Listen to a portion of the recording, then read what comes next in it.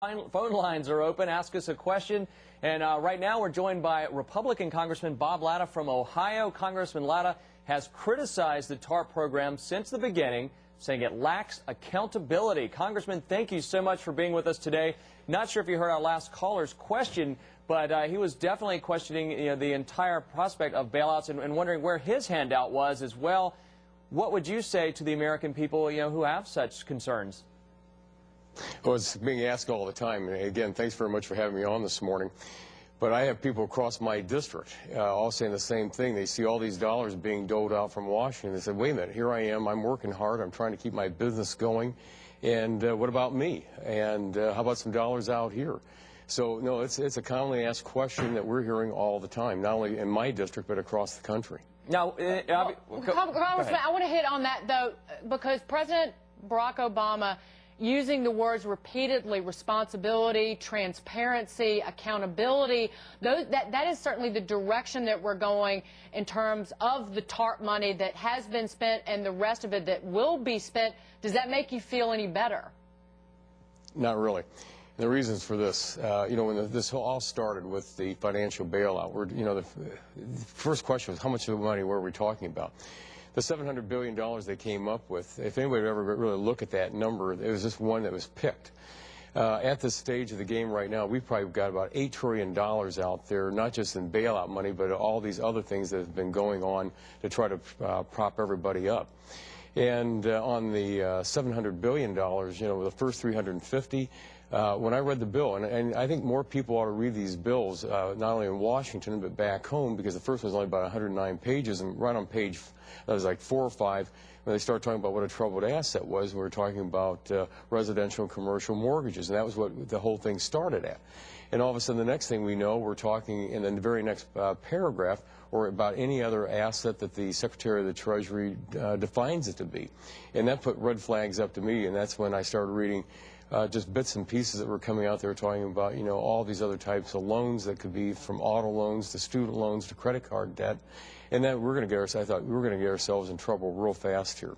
And so the whole accountability with those, the beginning of TARP and going into the second part of the $350 billion, which I disapprove giving out, and a lot of other people have also expressed that. But you know what? It might cost a whole lot more to right the banking system.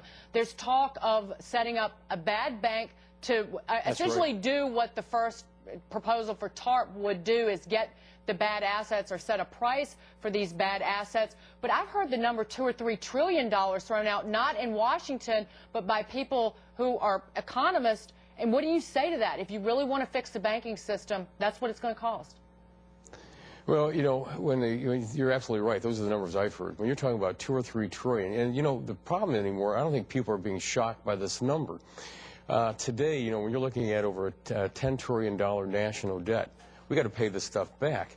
And the thing that worries me is the Americans aren't buying that debt. We have over $3 trillion now owned overseas, about $682 billion owned by the Chinese alone. We have to pay this stuff back, and then we have to make it more and more accessible, you might say, for these countries who want to buy it. And that's what worries me. What kind of terms and conditions are we going to have out there for these other countries to pick this stuff up? Because when you talk about that $2 or $3 trillion, okay, we put in into a bad bank. Then the question is, okay, how are we going to get rid of that? Well, it's going to fall on the taxpayers, which means we're going to have to borrow more money. And as your callers were talking about, and you were talking a lot about a little bit earlier, it's going to fall not only on this generation, but generations to come. And I really don't want to see this country become a socialist society. So the question is now, are we going to spend a lot more now? It looks like, the second half of TARP is going to be accessed. Do we go ahead and pump that money in now, or should we be changing course here? And what is the alternative? I know, several people did vote against giving away the second half. Are you looking at orderly wind downs where we look and find maybe some stronger institutions and have some more shotgun marriages here? Or what's the next, what would be your proposed alternative to accessing the second half of TARP? Well, you know, when we first got this whole thing going with the discussion on the financial bailout, you know, it was really almost like a cram down provision, you might say, on us. It was just like, this is it. This is all you're going to get.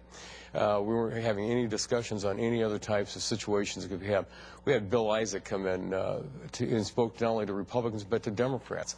And when he was at FDIC back in the early 80s when they had the problems, you know, they were able to clean up that mess and not put it on the American taxpayers. And I think that we've got to have some more discussion and saying one thing: we got to pump more dollars in of taxpayers' money to try to fix these situations, because you know, we're not going to borrow ourselves out of this. We're not going to, as somebody else had said a little bit, you can't spend your way out of this. We've got to get some hard decisions made as to what we're going to do here, but we just can't keep spending right now, because you know, when you're looking at the financial stimulus that's being talked about, and I have a real question if you can call it a stimulus when we have $825 billion there, and you know, we're talking about borrowing more and more and more. And if we just say that everybody, you know, it's kind of like... Well, you would agree, Congressman, that the economy needs help in terms of stimulus, and the banking system needs stimulus or help. On the stimulus side for the economy, what would you do then? How much? What do you want? Well, give me a size. Give me what the plan looks like. Yep. Okay, well, I tell you, one of the things right off the bat is, as I said, we're not going to spend our way out of this mess. We're not going to borrow our way out of this mess, because, again, both ways we're going to have to pay it back. You know, one of the things that's not being talked about, and when you talk about responsibility, I'm a firm believer in accountability and responsibility. But again, what we have to do is say, is that going to come from the government down? You know, I heard as he was president-elect, when Obama was at George Mason, he said, you know, only government can really solve this problem. I don't believe that. I think a lot of it's got to come from the private sector. And but how do you get them to act? I know the money is there, but they're not willing to put it into the banks here. And when confidence is so shaken, when businesses are cutting jobs, not willing to hire just because they're uncertain about the future, then government is really the last man standing, or woman.